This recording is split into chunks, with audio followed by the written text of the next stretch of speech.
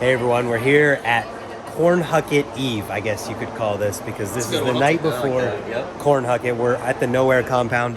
In the merch booth, there's already people here, shirts everywhere.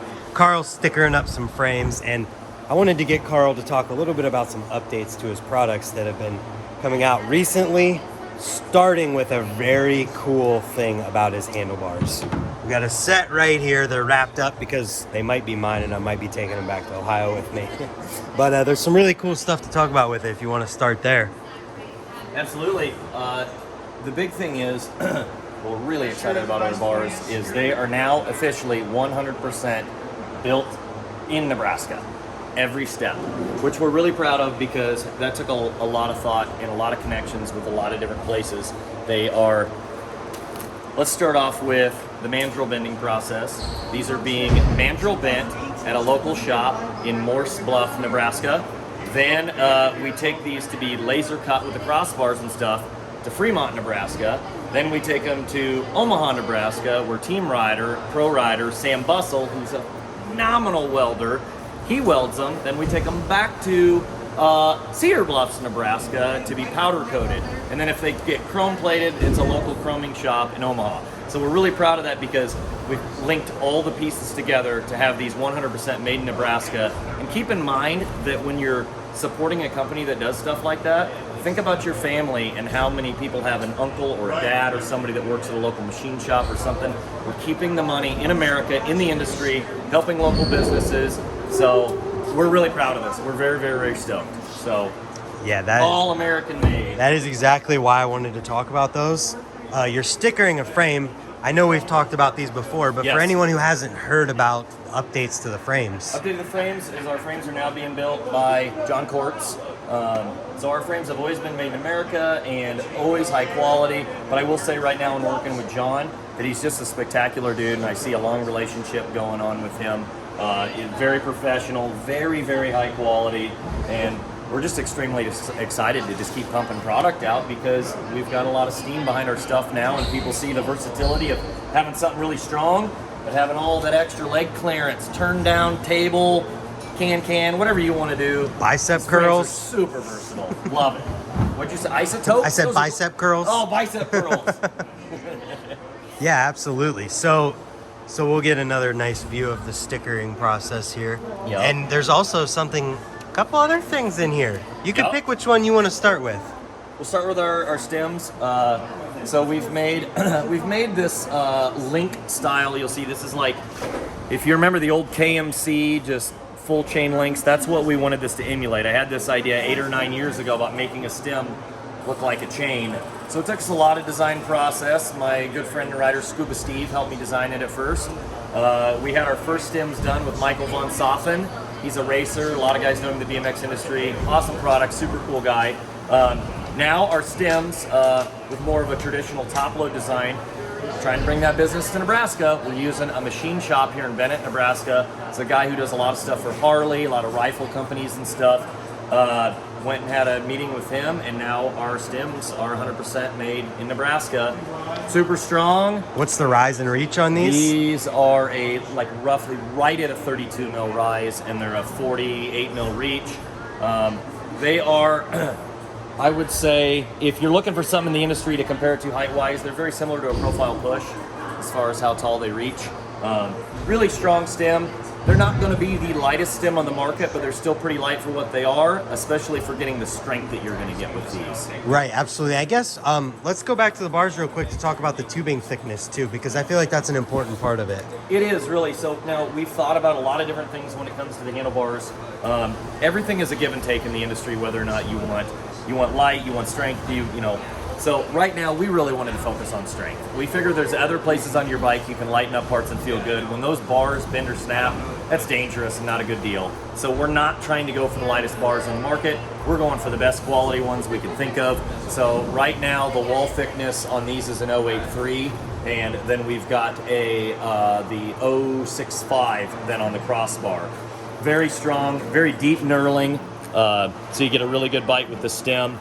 The cool thing about our handlebars for a lot of people that don't know is, and I've learned this here myself because I had shoulder surgery and I couldn't tuck no-hander for a bit of a decade. Now I'm feeling a little bit better, starting to tuck again, and I've noticed compared to when I was younger, having this V, you can get way in there and you can do bigger tucks than a traditional crossbar. So we really like that. And the one I didn't think of that was pointed out to me from one of our team riders recently was front flips. Because I can't front flip, that's not one of my things. But he does a lot of those really, really big front flips, and when we watch him, his head's tucked all the way in there. So that was pretty cool watching that. I just feel that anywhere you can save space on a frame is something that can help you throw bigger tricks, more versatile, open up the doors for other stuff. So unlike some other 4-piece bars in the market, we're tucked way in. So if you think about that additional clearance for turn downs when you're coming in and stuff, that helps a lot as well. Vader slides, all that kind of stuff.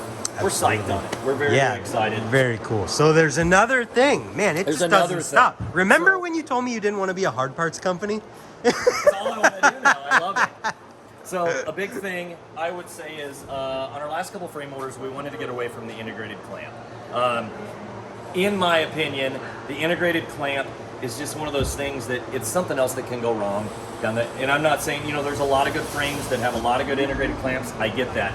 But if you're looking to get away from that and just not even worry about it, also, it's kind of cool to have that little bit of extra bling that ties in when you're doing anodized parts and stuff. But I'm a tall seat rider, and I was noticing with a lot of the other guys, whether it was an integrated clamp or some of the really light clamps that are available, seat's always moving, driving us nuts. So I wanted to go back to the double clamp action that they had back in the day, but I wanted it to still be really light, and I wanted to not really have any issues when it came to the threading system. So we used this barrel bolt here. You see that? Yep. Yeah, and then we double step that, so you get maximum bite on this, and it's not that bad in weight. We just wanted to make something really, really nice. So we looked at a lot of the old school stuff back in the day when weight wasn't a concern, but it was all about strong and beefy. So wanted to kind of get into that, but then minimize it, bring that down with the weight, kind of the best of both worlds. Absolutely. So that's why it's called the straight jacket, because it puts your seat post in stranglehold. There you go. Yup. You've got a pretty awesome lineup so far. We got a lot of other stuff that people are going to see in the next couple of years. Some I was going to change the industry. Multiple things here? We got multiple things. We're really excited. That's so really cool. Just keep following us and watching the. Where do they do that, and where do they find it? We're not afraid to do weird stuff. Absolutely. That's the only way we progress is try new Absolutely. things. So, yeah. Where can people find stuff for purchase or just find more info? Here's a great piece of info that to let everybody know. So you can get our stuff on our website, but we have a lot of international people purchasing our stuff now. Go to our eBay store, because we get good discounts with our with having our eBay account. So international shipping is a lot cheaper to purchase through our eBay store. So most stuff is on eBay? I do want to mention, because you guys we're going to be seeing this here at Corn Nugget tomorrow night. I want to give a big congratulations to my boy Danimal here. This is our bigger trail style, go big, boxy frame is Danimal's frame. And his frame promo is going to premiere tomorrow night. Danny Camacho from Pusher did an excellent job. We're excited about that. But Dan was a lot of the reason we started Nowear BMX in the first place. So a lot of pride with Dan and I into that frame. Like, I get emotion just thinking about it. I love Dan. So to ride his frame right now, being one of my best friends, like, that means a lot to me. He's cool. Right. So it's nowairbmx.com. Yep. It'll all be in the description. It's on the screen right now.